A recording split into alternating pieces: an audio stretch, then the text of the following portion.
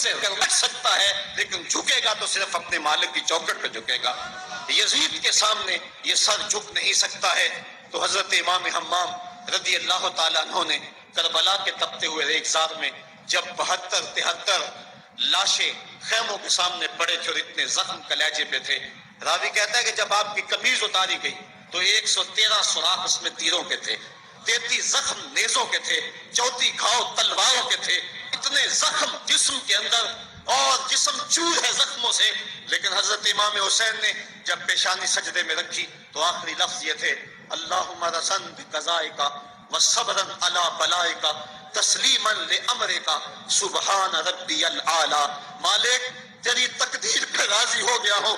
مالک زخم سے پہ بھی میں مسکرا رہا ہوں. مالک تیری طرف سے جو دکھ آئے میں نے ان کو قبول کیا. جے سونا میرے دکھ وچ راضی تو میں سکھ نو چلے ڈاواں. مالک میں سب کچھ قبول کیا. حسین تیری رضا پہ راضی ہے. میرے مالک تو بھی بتا، تو بھی حسین پہ راضی ہوا ہے کہ نہیں ہوا ہے؟ آواز آ رہی تھی، اس پیاسے پر علی شیر خدا کو ناز ہے، اس نواسے پر محمد مصطفیٰ کو ناز ہے. اوروں نے بھی سجدہ کیا پر اس کا عجب انداز ہے، اس نے وہ سجدہ کیا جس پر خدا کو ناز ہے. اے حسین ابن علی تم پر سلام، نازش آل نبی تم پر سلام. آج لہجہ بھی دم توڑ رہا ہے اور سورج بھی درد غروب سے زرد ہو رہا ہے. وقت کے دامن میں گنجائش نہیں کہ میں اس مضمون کو چھیڑوں. آؤ ہم سلام کرتے ہیں. یہ سورج سامنے چمک رہا ہے. میں یہاں بیٹھا سوچ رہا تھا کہ ہم نے تو نہیں دیکھا، اے سورج دوپہر کا وہ منظر تم نے تو دیکھا تھا جب کربلا میں حسین کا سر کٹا تھا، جب گھر لٹا تھا، جب خیموں کو آگ لگی تھی، جب سکینہ رو رہی تھی اور جب گھوڑا خالی پلٹا تھا اور سکینہ پوچھتی تھی گھوڑے تو خالی آ گیا ہے، حسین کہاں چھوڑ آیا ہے. آج یہ سورج یہ چمک چمک کے وہ ہمیں کہانی سنا رہا ہے اور ہمیں پیغام دے رہا ہے کہ نبی کے نام پہ حسین نے تو سر کٹا دیا. آج تم کہتے ہو دین پہ چلنا بڑا مشکل ہے. تم شور ڈال رہے ہو جن کے لیے مسجدوں میں قالین بچھے ہوئے ہیں، گرم پانی دستیاب ہے اور ان کے لیے مسجدوں میں آسائشیں موجود ہیں، اور پھر بھی وہ کہتے ہیں دین پہ چلنا بڑا مشکل ہے. ذرا دیکھو حسین ابن علی کو سجدے میں سر رکھ کے، پیشانی رب کے حضور رکھ کے حسین ابن علی کہہ رہے ہیں مالک میں سر کٹا کے بھی تیرے حضور حاضر ہوں اور تجھ پہ راضی ہوں. تو بھی بتا کہ تو بھی حسین پہ راضی ہے یا نہیں ہے. اے حسین ابن علی تم پر سلام، نازش آل نبی تم پر سلام، تم پہ لاکھوں رحمتیں لاکھوں سلام. اے شہیدان محبت کے امام، لالا گوں لالا بدن لالا چمن، اے چمن اندر چمن، زندگی ہی زندگی تیری حیات، اے حیات اندر حیات. افتخار ملت بیضا ہے تو، رب کعبہ کی قسم یکتا ہے تو. فخر کا دل میں دریچہ باز کرنا چاہیے، جن کا تو آقا ہے ان کو ناز کرنا چاہیے. آج ہم ناز کرتے ہیں حسین ابن علی پہ. ہم حسین والے نہیں ہیں، ہم واہ حسین والے ہیں. واہ حسین تیری عظمت کو سلام. اتنے زخم کلیجے پہ ہو تو کھڑا نہیں ہوا جاتا، لیکن جبر کے خلاف کتنی قوت سے کھڑا ہے. حسین ابن علی نے اپنا نمونہ لوگوں کے سامنے رکھنا تھا. اقبال کہتا ہے سرخ رو عشق غیور از خون او، شوخی این مصرع از مضمون او. یزید مٹ گیا، یزید کا نام مٹ گیا، اس کا تشخص مٹ گیا. حسین کل بھی زندہ تھا، حسین آج بھی زندہ ہے. مرتا تو وہ ہے جس کی فکر مر جائے، مرتا تو وہ ہے جس کا نسب العین مر جائے، مرتا تو وہ ہے جس کا مشن ختم ہو جائے.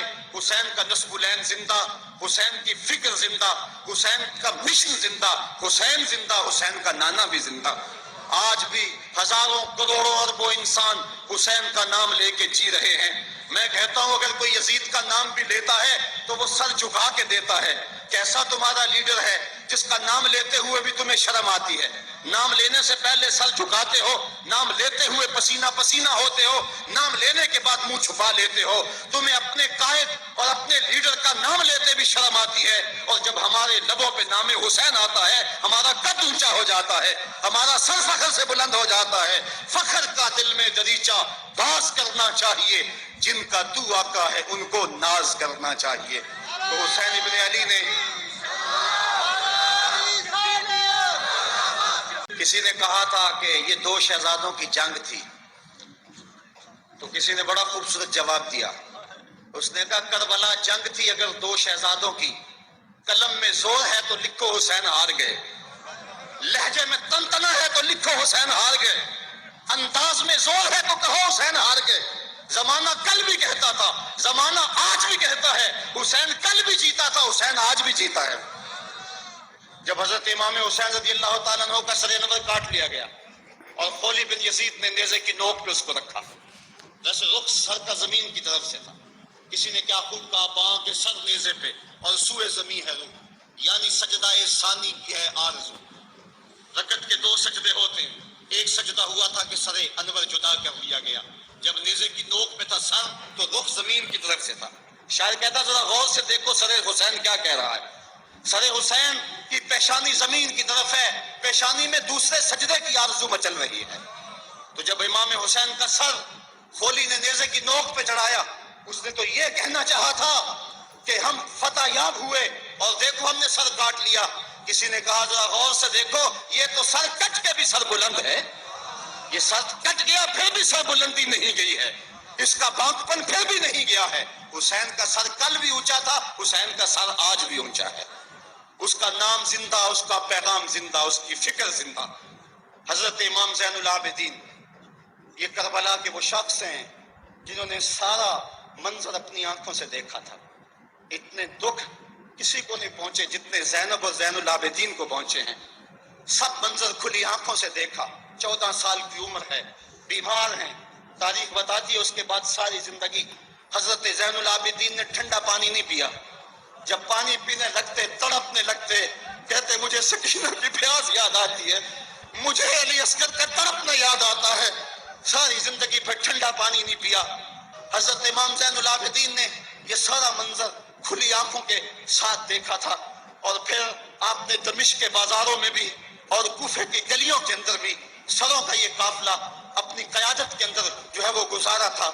جب یزید کے دربار کے اندر حضرت امام زین العابدین پہنچے تو یزید نے پہلے تو جو ہے وہ دکھ کا اظہار کیا۔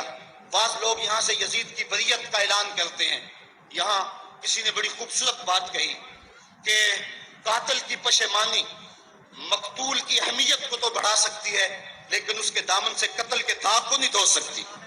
تو اس نے یہ سب کچھ کیا، یہ بس اس کے ٹسلے تھے جو وہ بہانے لگا، لیکن بعد میں اس نے حضرت امام حسین رضی اللہ تعالی عنہ کے دانتوں کے اوپر جو ہے وہ چھڑی مارنا شروع کر دی۔ تو حضرت ابو برزہ اسلمی صحابی رسول وہاں موجود تھے، وہ کھڑے ہو گئے، اٹھ گئے، بدن کانپتا ہے ان کا، کہنے لگے ظالم ارفع قدیبہ کا، یہاں اپنی چھڑی ہٹا لے، میں نے اپنی ان آنکھوں سے دیکھا ہے کہ کان رسول اللہ صلی اللہ علیہ وسلم یلزمہ، حضور نے ان ہونٹوں کو خود چوما ہے۔ تو یہ کہہ کے آپ دربار سے نکل گئے اور روتے تھے، اور آپ کے بدن پہ کپ کی بھی تاری تھی۔ بعد میں یزید نے کہا حضرت غلطی ہو گئی اور یہ میں نہیں چاہتا تھا، بتائیں آپ کی کوئی شرط ہو۔ تو آپ نے فرمایا میری 4 باتیں مان لو۔ ان 4 باتوں میں ایک بات یہ تھی کہ سر حسین اور سر شہیداں ہمارے سپرد کر دو تاکہ ہم کربلا جا کے ان کی تدفین کر سکیں۔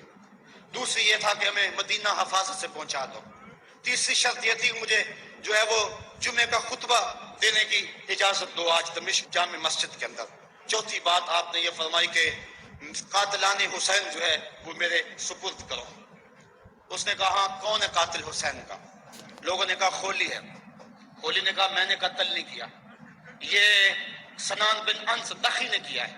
سنان بن انس نخی کو کہا ہاں تو بتا، کہنے لگا میں قتل کیوں کرنا تھا، یہ تو شمر ذل جوشن نے کیا ہے۔ شمر ذل جوشن کو کہا تو بتا، کہنے لگا میں نے قتل نہیں کیا، میرا کون سا حسین نے کچھ بگاڑا تھا، قتل اس نے کیا ہے جس کی حکومت کو خطرہ تھا۔ تو یہ ہے وہ ہے قاتل حسین کا۔ اب یزید کہنے لگا تمہاری یہ شرط تو میں پوری نہیں کر سکتا، یہ بات تو پوری نہیں کر سکتا، اب خطبہ دے لو۔ اب حضرت امام زین العابدین خطبہ دینے کے لیے کھڑے ہوئے۔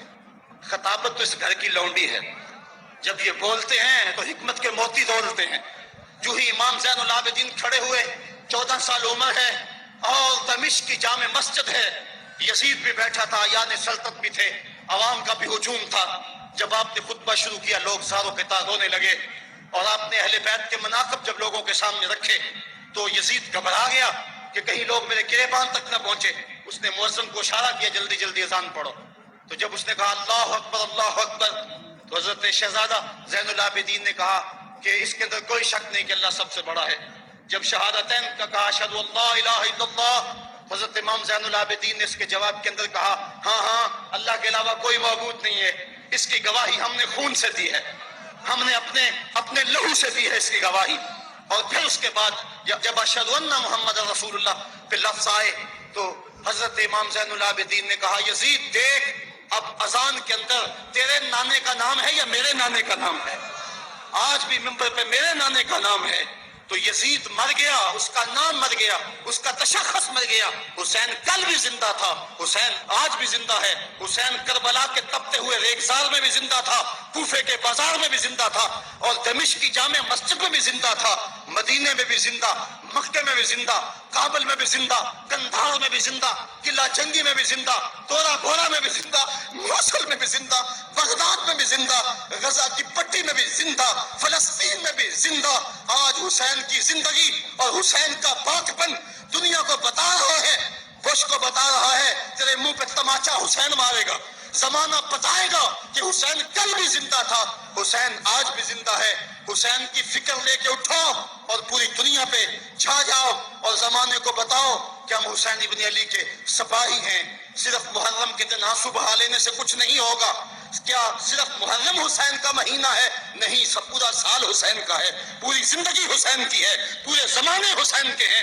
یہ صرف عاشور کا دن یا عاشور کی شب ہی حسین کی نہیں، سارے زمانے حسین کے ہیں. کل بھی حسین کا تھا، آج بھی حسین کا ہے، کل بھی حسین کا ہوگا.